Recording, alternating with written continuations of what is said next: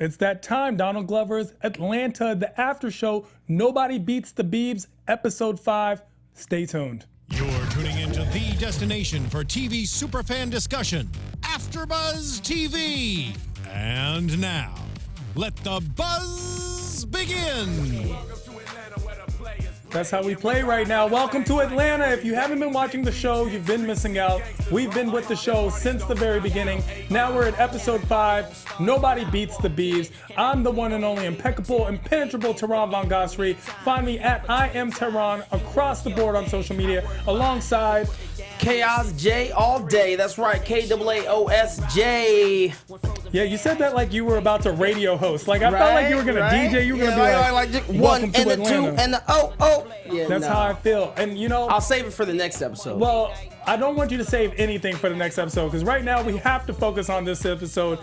Honestly, I enjoyed it. Of course, it's funny. Did I think it was one of the stronger episodes? I did not, but it did bring up some of the very fine points. Let's start it off with the bomb of the show. Justin Bieber was black. Like they had an actor portray Justin Bieber on the show, and it was a black Justin Bieber. Yeah, pretty much. It was a chocolafied Justin Bieber. I thought it was hilarious. That was probably for me the highlight of the show was watching him. At first, I didn't get it. I kept looking and I was like, okay, because they had a couple other guys in his entourage, and I was like, oh, okay, like maybe it was another it's right, basically like he's walking in with a white guy, which I right. think was done intentional for us not to get it at first. Exactly. And then slowly be broken into the fact that Justin Bieber in the show Atlanta is black. Yep. Is black and he's kind of a punk. And he's pretty kind much of a punk. And he's a little jerk. It embodies the spirit of what the media has portrayed as Justin Bieber to all of us, right? Because we see him doing wild things from the beginning. He's peeing on the side of the wall. He's telling everyone, just give him the ball. Everything he does, everyone fawns over. People scream as soon as he walks in. That's the Justin Bieber we've grown pretty to much love. Disrespectful. Yeah, it was I like the way they did that. I like the way they handled that. It was good.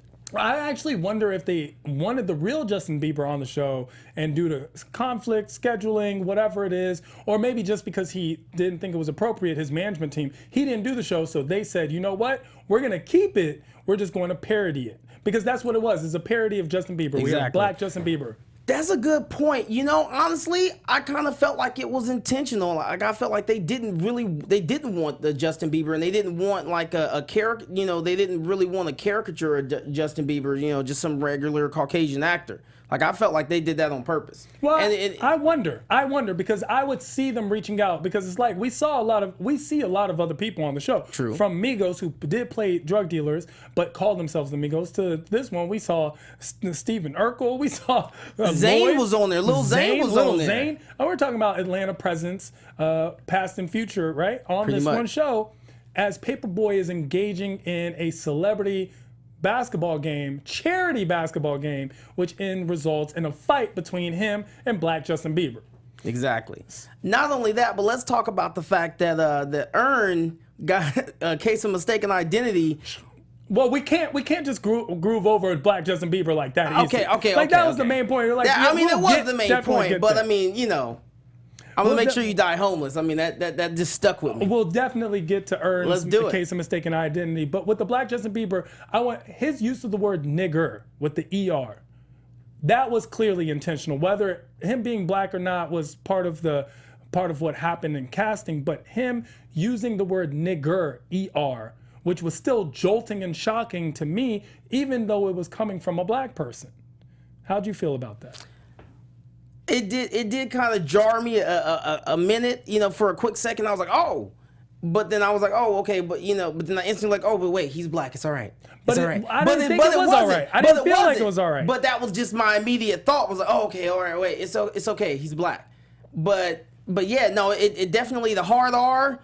No matter who it comes from, it always just kind of stings. You're like, oh, that was a hard R right there. It was a shocking, I think that funny there was. moment. Right, and I think there was obviously some intention behind that. Like, they did that for a reason. Instead of him just saying, nigga, like, you know, he said the hard R. I mean, yeah. I mean, but again, this is all a parody, and this is all, I feel like they covered a lot of the stuff that we have seen from the real Justin Bieber in the media.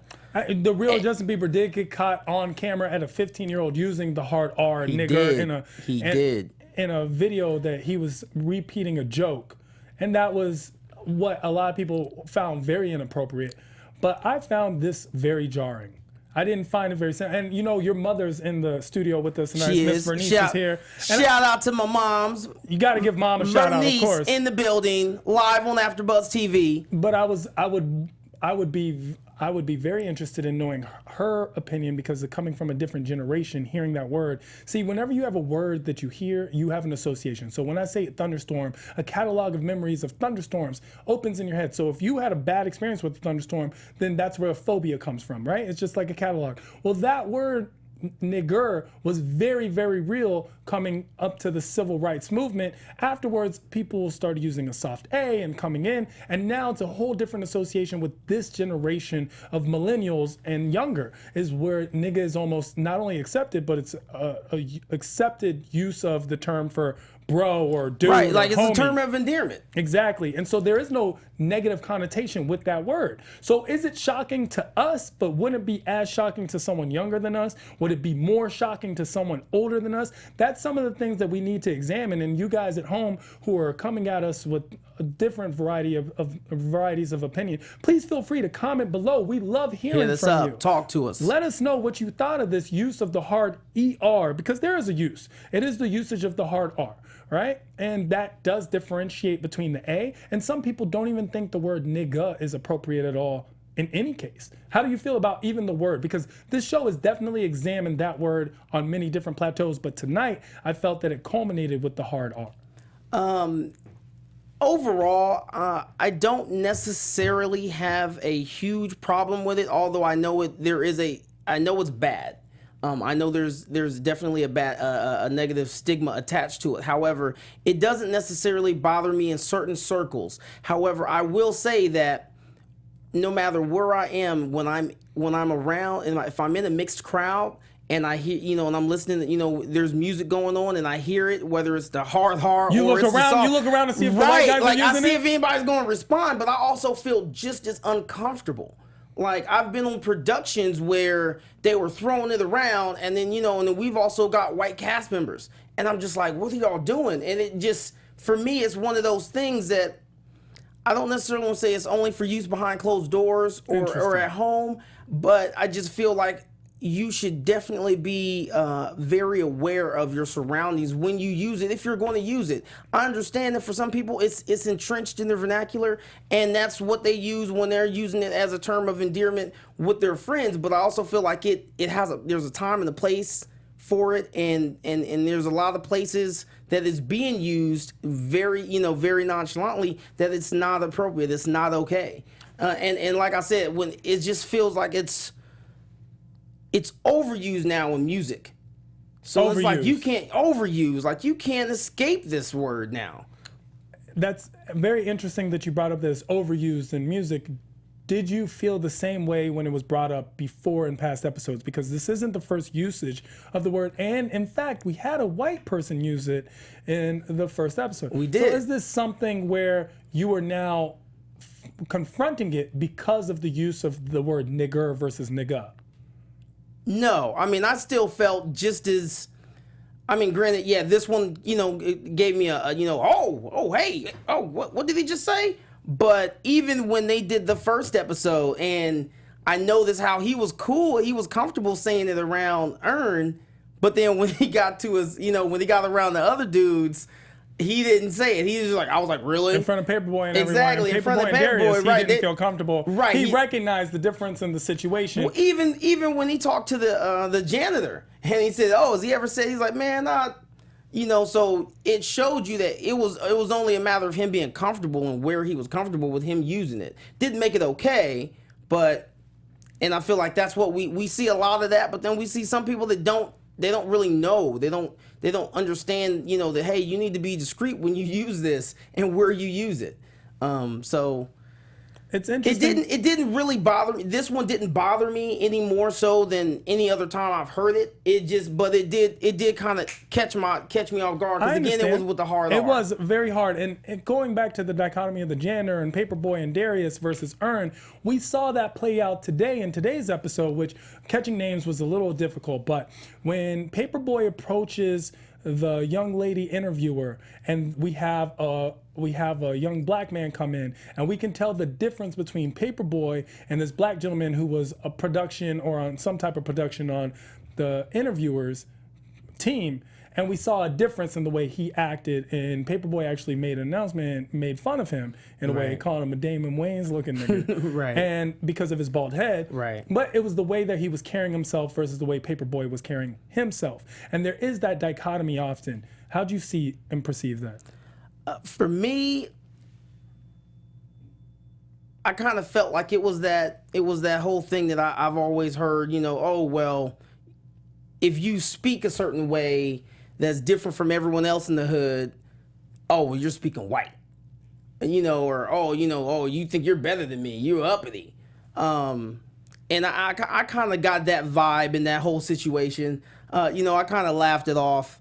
But yeah, I definitely felt like he felt intimidated, because he felt like that guy, even though it wasn't even in that kind of in that capacity, he still was able to get her attention And respect. And respect exactly. within a moment. And Paperboy, she's just like, oh, yeah, okay, whatever. She was very nonchalant and callous towards Paperboy. Oh, she was very dismissive. Like, Especially, I kind of felt the burn, like, oh, like, just leave. Like, it was just uncomfortable. Like, the more he kept talking to her and trying to pick things up, I was like, oh, just stop, bro. Just let it go. And there was more to it, because not only did we notice the dichotomy in the way she reacted, but in the way she reacted towards Paperboy and his music. She basically said, I don't really deal with rappers or rap music. That's how she put it off, as if rap is a lower form and rappers are a lower form of entertainment than what she deals with. That she primarily deals with pop or top 40. Top 40. Right. Exactly. And she even made a mention of that too. It's like, yeah, my people don't really deal with gangster music. Exactly, as if that's a lower form of music, which we've noticed that in general, we as a society also prescribe to this notion that rap is a lower form of music than other art forms. Do you personally think rap is a lower form of music? No, definitely not. If it were the lower form that it's often categorized as, it wouldn't be global. And let's go back to when it first started.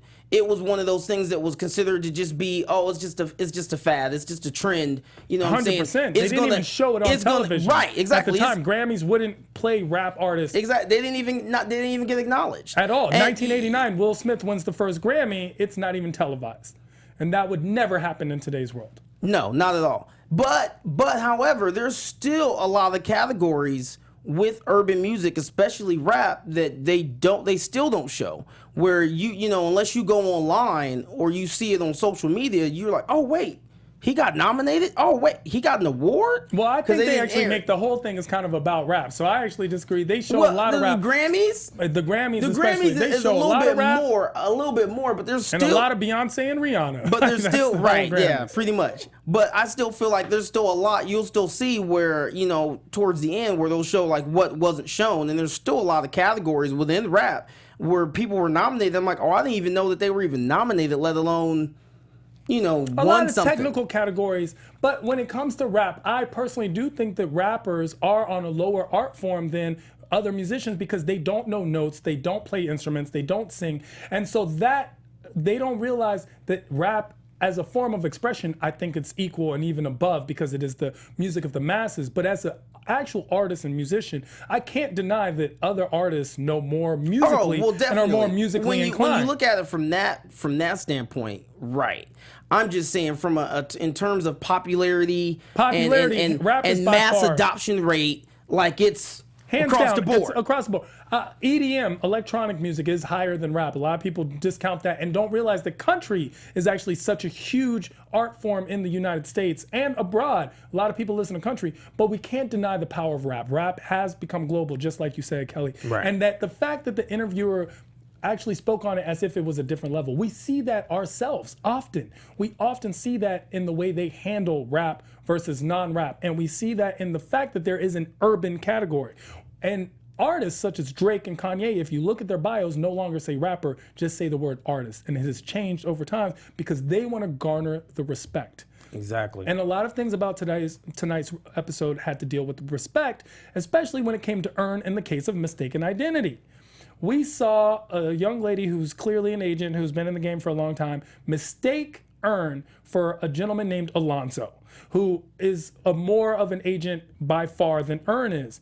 And Earn tried to repeatedly suggest to her that he is not Alonzo, but took advantage of it once he saw that it was in his advantage to do so. Exactly, where he was going to be able to get up there with the other agents and executives and all that. Yeah, it was hilarious, and I was hoping, like, I knew that he was trying to let her know, but I knew that he kind of didn't really want to just let the complete cat out the bag. He wanted to see where it went. Exactly. And he saw where it went. It went to the top floor, walked right in, and it was a case of mistaken identity. And in part, it's because to some extent, it's like all black people look alike. This happens in criminal cases all the time, is where one black person is mistaken for another black person. So in this case, it was in a professional arena, right, where one black person was mistaken for an entirely different black person. Right. And I couldn't help but think, like, well, what does Alonzo look like? Like, do they even look alike? Because I've been mistaken for other black people before, and then when I find out who I was mistaken for, I'm like, I don't even look like them. Like, not even a little bit. Who do people say you look like the most? Who is the person? Who is the person that you get compared to the most? Hands down, Usher. Usher? I don't know why. That's at that point, that's just racist. You don't look like Usher. It's the hair. You. Maybe it's the hair. You do have kind of the Usher hair. You have a Usher hair. You have the lines. The way you said that actually maybe a little Usher. I felt like you felt like you're talking to Usher right now. An Usher vibe. Okay, yeah, no, disagree completely. I've gotten Usher. At one point when I used to wear my hair shorter, someone told me they thought I was T.I. T.I. In Atlanta. At the Crystals in the drive-thru. Was this person black? Yes, actually, okay, they so were. For that one, they were. So we even look alike to each other? That's kind of crazy to me right now. And I was driving like a Nissan Versa, and I'm like, come on, like if I was T.I. for real, I wouldn't be in the rental. T.I., you never know what T.I. would drive. True. But what would you do in Steve McNair. I've gotten that one too. Steve McNair, I can see. What would you have done in Earn's situation? Would you have used the moniker and alias of Alonzo to get in where you needed to get in? Definitely. Definitely. I've done it on lower scales. I've been at the laundromat and had someone walk up and, oh, hey, what's up, cousin? And we had a whole conversation where he thought I was his cousin, and I just played along with it. You know, oh, hey man, how's Aunt Lucy? Oh man, Lucy's good. Oh yeah, man, she's hanging in there. That's great. You never. So what happens if Aunt Lucy? We find out Aunt Lucy had died the week before, and this guy's just like, why would you say Aunt Lucy's fine? Like, the case of mistaken identity happens in the African American community more often, and in this way it was very humorous and comedic. But at the same time, this can be very misfortunate, which we saw at the end when the same agent accused Alonzo, who is being played by Earn at this point, Alonzo of undercutting and ruining her life.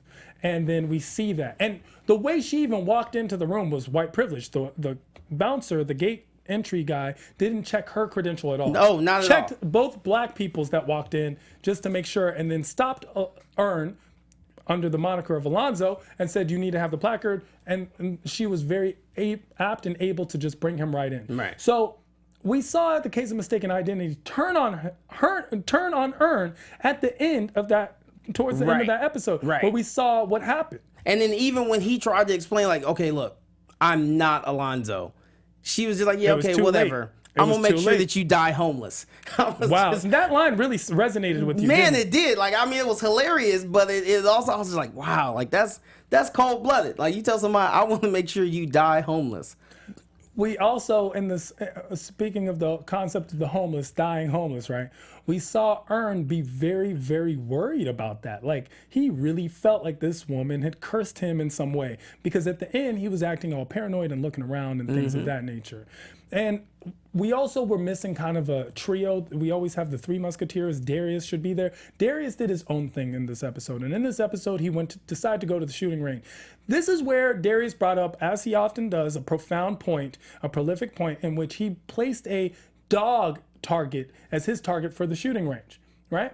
And people got concerned over this and actually forced him out of the shooting range. Concerned? I think you're being very nice, because concerned, I mean, that guy was angry. I'm not gonna let you shoot a dog in here. He was not. And it was almost to the point where he, in his mind, felt like that paper dog target was a real dog. Well, and that's the thing. We saw that because it feels like white America's perception of dogs and animals, they, in some ways, value them more than they do black people. And we see this often brought up in the news is when black people are shot by the police. There's a whole movement in white America, not all white people, of course, but there's a movement in white America where they don't understand that. But if the same thing had befallen a dog or any type of pet, there would be outrage and outcry. Oh, all day. All over the news. Everywhere. Instagram, Facebook, everywhere. And it happens. We've seen it with Michael Vick. We saw this where Michael Vick and his family members and friends did something atrocious with dogs where they were having dog fighting. And then Michael Vick served jail time, and it was due to outrage. And still today, it still is something that's brought up constantly as part of his legacy, which has been ruined forever in this matter. And we don't see that same kind of outpouring from white America when it comes towards blacks and police officer shootings, which is very unfortunate. But it's something that Darius brought up. I'm shooting a dog. You're shooting human beings. And another Middle Eastern crew came over and they were defending the minorities. It's like the minorities versus the whites. And we saw the minorities go, I saw you do something great. You were shooting at that Mexican target holding a knife. And that's something that's actually very real when you look at targets and you go to a shooting range. Right. In a final quick note, we do have to concentrate on the fact that Paperboy and Justin Bieber, Black Justin Bieber, got into a fight at the end. Now, it was a ring-ding match. It was over basketball. They were in the charity game. I felt that Paperboy felt some type of jealousy towards Justin Bieber's acclaim and notoriety and fame. And he wanted to show up and show off. Right. Well, and I kind of felt like he wanted to do something that would show everyone like, yo, like, why are you putting this dude on a pedestal? Like, he's not worthy of this. He's not worthy of this acclaim and this attention and adoration that everyone's giving him. And it obviously backfired, to the point where the reporter that was giving him shade earlier, said, look, like, they don't want you to be the nice guy. Like, you're a rapper. They want you to be the asshole. So play your part. Play your part. And that was the line. Every single episode up till now has had a line of the episode. And I would say that play your part is the line of this episode. So it's not, I want you to die homeless. No, that was something that stuck in your head. I don't know why. But no, definitely play your part. This is what we want from you. This is what America wants from you. This is what the media wants from you. This is what the public wants from you. Then just be I am whatever that you say I am. Right. And if I wasn't, then why would you say I am? And those are lyrics from Eminem, but it plays very appropriately to this. We saw Black Justin Bieber give a insincere, heartfelt apology and do a little dancing number and break into a song, which was just like promo for a song. To show you how I really feel. And Paperboy felt some type of way the whole time. I do think that this wasn't as strong an episode as the other episodes just because of the connotation of, I liked what it stood for, but I just felt like it could have been more. There could have been more meat there. It wasn't there in my eyes. But did I enjoy this episode? Very much so. I did too. I felt like they kind of went a little bit more for laughs with this episode. Exactly. And I was okay with that. And it didn't push the storyline ahead in my mind. So I'm wondering if this was just a mid-season situation and we'll see more, because we didn't see Ness, we didn't see the baby, and we didn't see that interaction at all. We didn't see more about Paperboy's situation. Or about Earn's situation at the end of the last episode.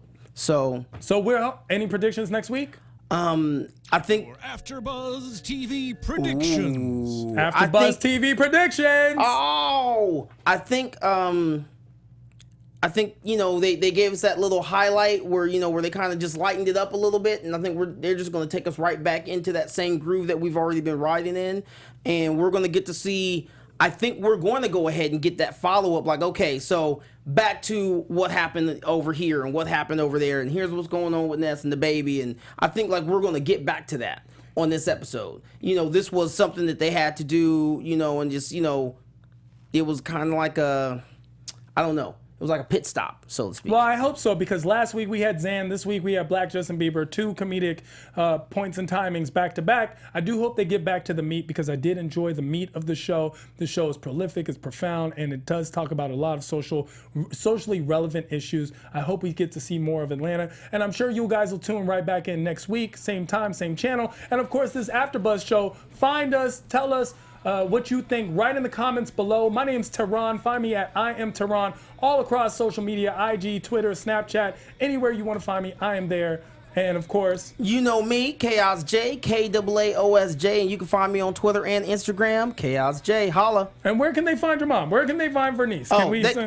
At home cooking usually. At home cooking, chilling in AZ. She's visiting, LA from Arizona. Working hard. So we want to say hi to Kelly's mom, hi to my mom, and bye to all of you. We'll see you guys next week right here after Buzz. We're buzzing. What are we supposed to say? Buzzing. Buzz you later. Buzz you later. Is that what it is? That is what we need something better. From executive producers Maria Menounos, Kevin Undergaro, Phil Svitek, and the entire AfterBuzz TV staff, we would like to thank you for listening to the AfterBuzz TV network. To watch or listen to other after shows and post comments or questions, be sure to visit AfterBuzzTV.com. I'm Sir Richard Wentworth, and this has been a presentation of AfterBuzz TV. Buzz you later. Make sure to share and subscribe. The views expressed herein are those of the hosts only and do not necessarily reflect the views of AfterBuzz TV or its owners or principals.